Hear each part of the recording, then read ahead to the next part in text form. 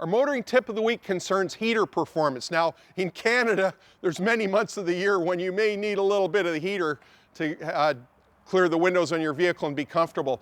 Now, this tip comes from one of our viewers, John Molina, and he says, tip of the week suggestion, what can we do to get more interior heat during the cold winter months? So John, first and foremost with any vehicle is to check the coolant level. Remember, the heater core is physically the highest part of the cooling system, so if you're down a bit of coolant, it's the first thing to drain or go partially empty of coolant, and if there's not enough liquid coolant in the system and it's down a little bit, the heater performance won't be good because the heater will get some air in it. You'll hear gurgling maybe in the cooling system.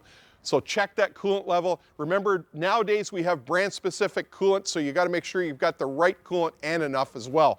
Secondly, John, the thermostat. In the engine, the cooling system thermostat, this little component regulates the minimum operating temperature of your cooling system by restricting coolant flow to the radiator. It's a little wax pellet with a spring. If it opens too soon or sticks open, the engine will run too cool and you won't get enough heater performance and fuel economy will suffer. Also, if the vehicle's older, the heater core can clog up a little bit. So flushing the heater core at a mechanic shop is something that will give you better heater performance on an older vehicle, but it's not a do-it-yourself thing. It's definitely a shop or mechanic operation. And the fourth thing, John, if the vehicle's large, like a pickup truck or a van or something with a big engine that's towing, the cooling system is sized accordingly. So you've got a giant cooling system, a huge radiator, lots of coolant.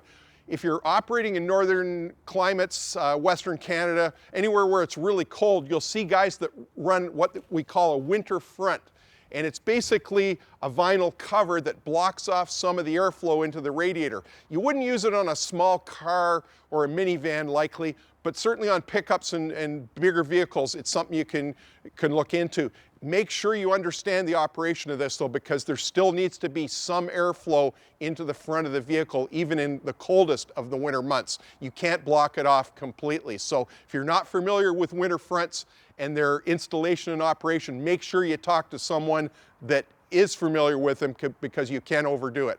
But if you look at those four areas, you're going to have better heater performance. That's your motoring tip of the week.